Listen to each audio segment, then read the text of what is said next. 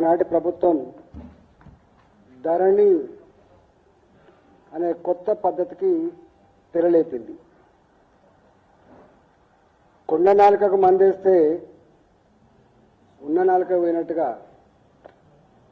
ధరణి వచ్చిన తర్వాత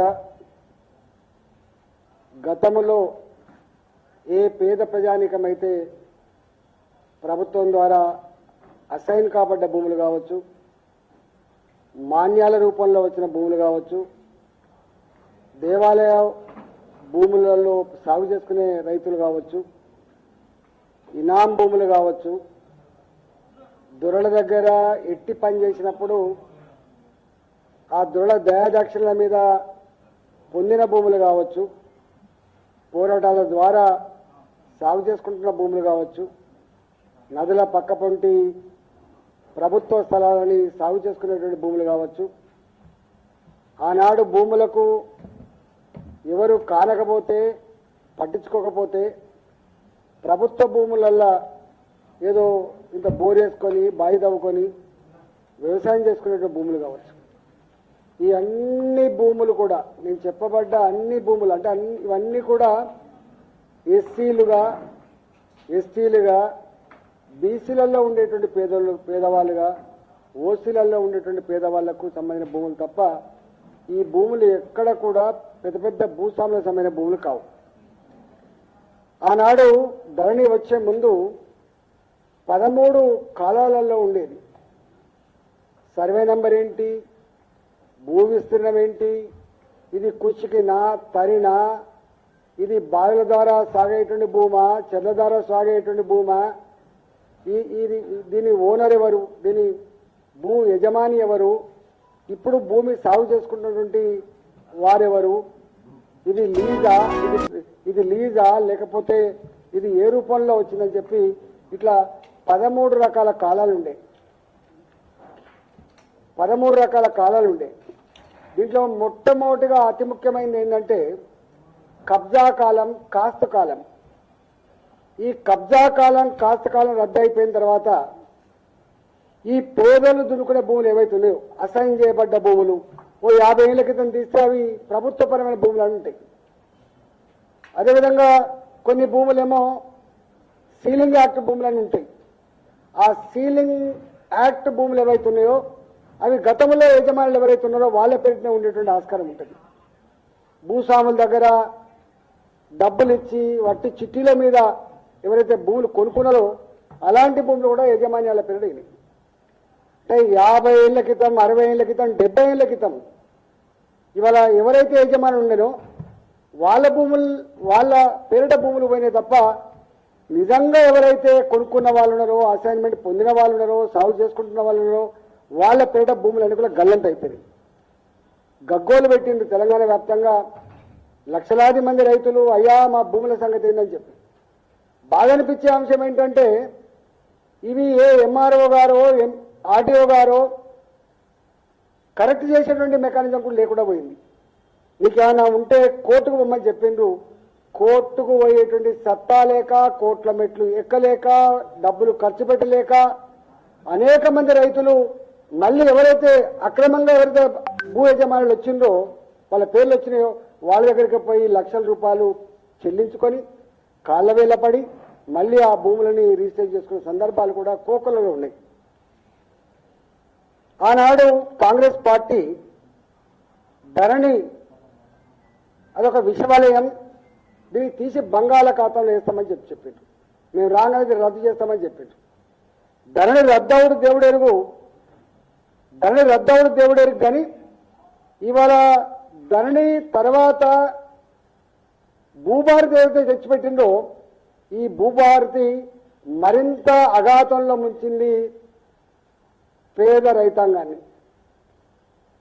కేసీఆర్ గారు 22A ఈ నిషేధిత జాబితా చట్టాన్ని మొట్టమొదటి తీసుకున్నటువంటి మహనీయుడు ఆయన్నే. ఇవాళ దాన్ని సమున్నతంగా అమలు చేస్తున్న నాయకుడు ఎవరంటే రేవంత్ రెడ్డి గారు.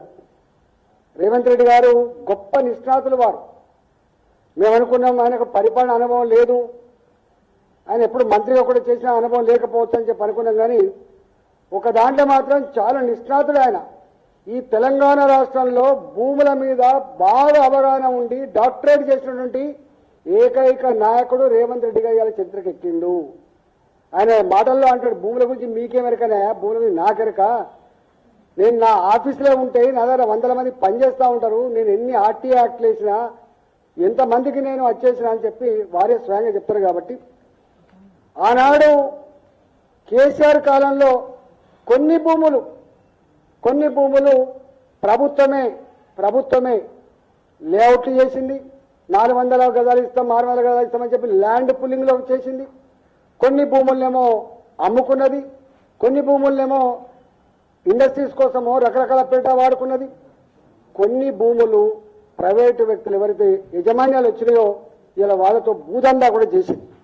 నేను ఆ లోతుల్లోకి పోను. కానీ ఇవాళ రేవంత్ రెడ్డి గారు బరిదగించి కేసీఆర్ గారి కంటే ఒక 10 అడుగులు ఎక్కువ వేసి ఆయన కంటే ఎక్కువ చదువుకున్నాడు. కాబట్టి ఈయన ఏకంగా మొత్తం ఆ ప్రభుత్వ పరంగా ఏ కాలంలో అయితే భూములు వచ్చినాయో ఆ భూములన్నీ కూడా మొత్తం ఫెన్సింగ్ చేసుడు, ఒక హైడ్రా సంస్థ, హైడ్రాకు తోడుగా 200 మంది 300 మంది పోలీసు వాళ్ళు వస్తారు, రాత్రి ఫెన్సింగ్ వేస్తారు, రాత్రి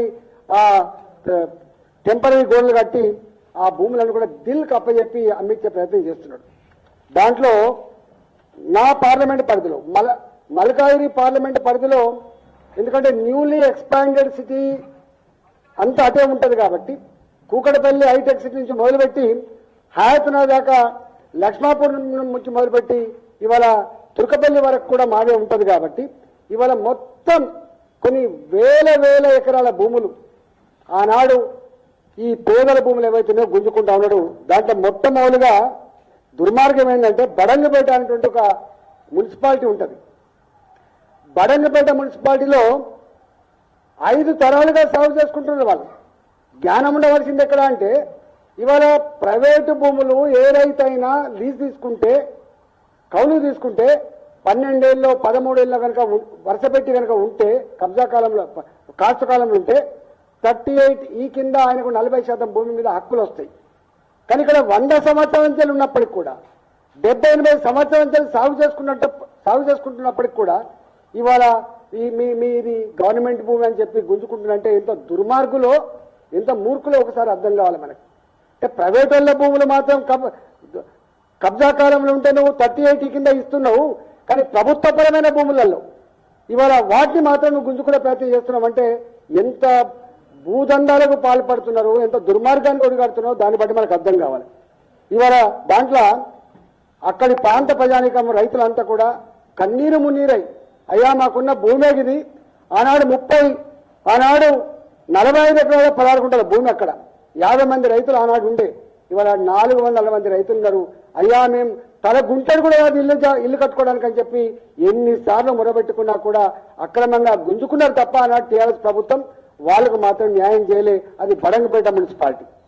ఇవాళ ఇక్కడ కూడా మా మల్లారెడ్డి గారిని అన్నాడు, ధరణి పోయిందన్నా కానీ ధోరణి పోలేదని చెప్పి. ధరణి పోయింది కానీ ధోరణి మారలే అని చెప్పి చెప్పిండు. భూభారతి దేవుడు భూ ఆరతిగా మారిపోయిందని చెప్పి చెప్తుండే నేను అక్కడ పోతాడు. ఇక్కడ మా దగ్గర అనేక గ్రామాలలో దుండిగల్ గ్రామంలో సర్వే నంబర్ 452, 453 400 ఎకరాల భూమి, దాదాపు 500 మంది రైతులకు ఆనాడు కొంత పట్టాలు ఇచ్చిండ్రు, కొంత 100 సంవత్సరాలుగా 70 సంవత్సరాలుగా ఉన్న గ్రామస్తులు కాబట్టి దున్నుకుంటా ఉన్నారు. ఇవాళ ఆ భూములన్నీ కూడా దుండిగల్ గ్రామంలో ఉన్న మొత్తం 400 సర్వే నంబర్లో ఉన్న 500 మంది రైతుల భూములని కూడా ఇవాళ ఆక్రమించుకునే ప్రయత్నం చేస్తున్నాడు. కనీసం కంపెన్సేషన్ కోసం కూడా వాళ్ళు మాట్లాడతలేరు. అదే బోరంపేట గ్రామం దాని పక్కకే ఉంటుంది. సర్వే నంబర్ 166లో 150 మంది రైతులు 80 సంవత్సరాలుగా 440 ఎకరాల్లో వ్యవసాయం చేసుకుంటారు. 80 సంవత్సరాలుగా వ్యవసాయం చేసుకుంటారు.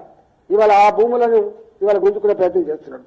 అదే గ్రామంలో 472 సర్వే నంబర్లో 30 ఎకరాల భూమి ఇవాళ గతంలో విద్యుత్ శాఖకు మాకు అవసరం ఉంది, మిగతా అంతా మీకే ఇస్తాం, ఇక్కడ సబ్స్టేషన్ ఏర్పాటు చేయమంటే కొంత ఇచ్చిండ్రు ఉదారంగా.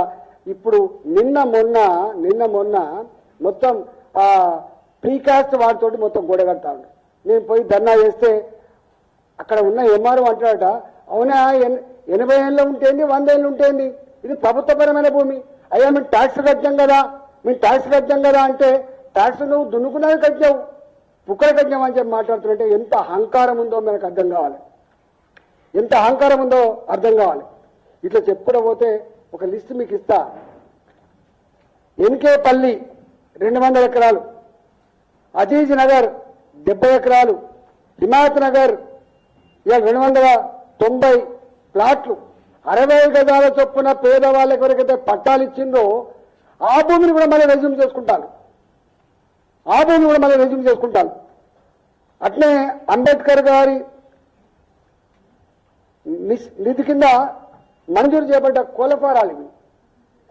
అంబేద్కర్ నిధి కింద ఆనాడు 40 ఏళ్ల క్రితం 50 ఏళ్ల క్రితం శాంక్షన్ చేయబడ్డ కోళ్ళఫారాలు పెట్టుకొని బతుకుతుంటే ఆ కోళ్ళఫారాల భూమి ప్రభుత్వపరమైన భూమి అని చెప్పి ఆ కోళ్ళఫారాలు కూడా డిస్మాండ్ చేసి ఆ భూమిని తీసుకుంటాను. అదొక 20 ఎకరాలు ఉంది.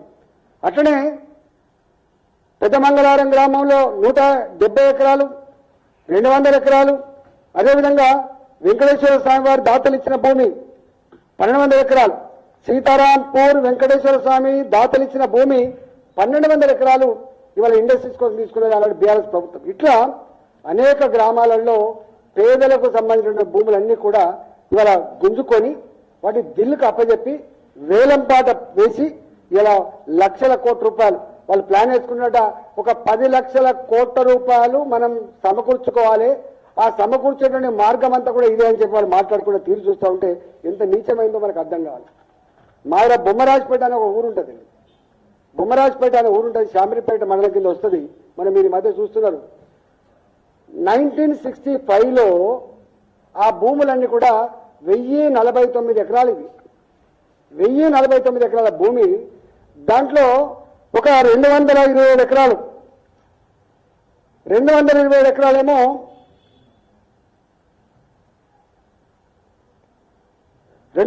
ఎకరాలు ఇనాం భూములు. ఇవి ఇనాం భూములు అయితే ఎప్పుడో పట్టాలు ఇచ్చిన వాళ్ళకి. మిగతా 775 ఎకరాల భూమి ఏమో ప్రైవేట్ భూమి. ఇది 1045 ఎకరాల భూమిని వాళ్ళు 50 ఏళ్ళుగా దాదాపు 50-55 ఏళ్ళు అవుతుంది. 2 చేతులు మారినాయి, 3వ చేతులు మారినాయి. మన ధరణి వచ్చిన తర్వాత ఈ భూమి 65వ సంవత్సరంలో ఎవరైతే అమ్ముకున్నారో వాళ్ళ పేట వచ్చిందని రాగానే గద్దల్లాగా వాలిపోయినరు, బ్రోకర్లు వచ్చిండ్రు. అప్పుడు ధర్నాలు చేస్తే నేను అప్పుడు ఎమ్మెల్యేగా ఉన్నవాడు పోయినా. ఆనాడు ఆ ప్రభుత్వం వెనుకకు తీసుకుంది, భయపడ్డది. కానీ రేవంత్ రెడ్డి ప్రభుత్వం వచ్చిన తర్వాత ఆ భూములు ఇవాళ పాతోని పేరిట 24 అవర్స్ మారింది, పాతోళ్ళ పేరిట 24 అవర్స్ మారింది. మళ్ళీ దాన్ని మళ్ళీ ఇంకొకరికి 24 గంటల్లో మళ్ళీ మార్చుకుంటారు. అంటే ఎంత భూ దొంగలో ఇలా బొమ్మరాజపేట ఎగ్జాంపుల్ కన్నీళ్లు పెట్టిస్తూ ఉంటుంది. అట్లే శంషిగూడ అని ఒకటి మా కాన్స్టిట్యున్సీలో ప్రగతినగర్ పక్కకు ఉంటుంది, మీకు ఐడియా ఉండాలి. శంషిగూడ అంటారు దాన్ని, ఎల్లమ్మ బండ అని కూడా అంటారు. 2007 నుంచి నేను ఆనాడు ఉద్యమకారుడిగా నేను కొట్లాడుతూ ఉన్నా. సర్వే నంబర్ 57 333 ఎకరాల భూమి.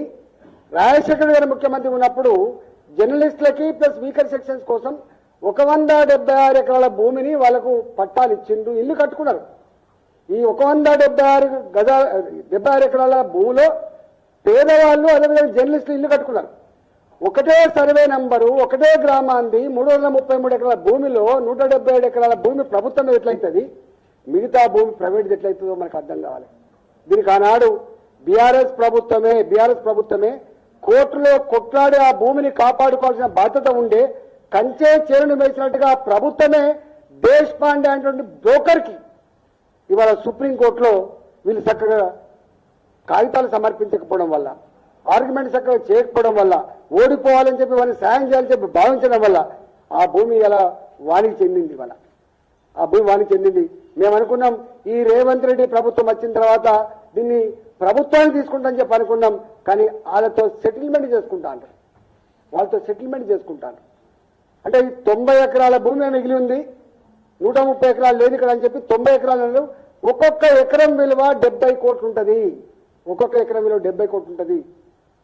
అంటే 90 ఎకరాల భూమి ఇలా 3,000 కోట్ల రూపాయల 3,000-4,000 కోట్ల రూపాయల భూమి అవుతుంది.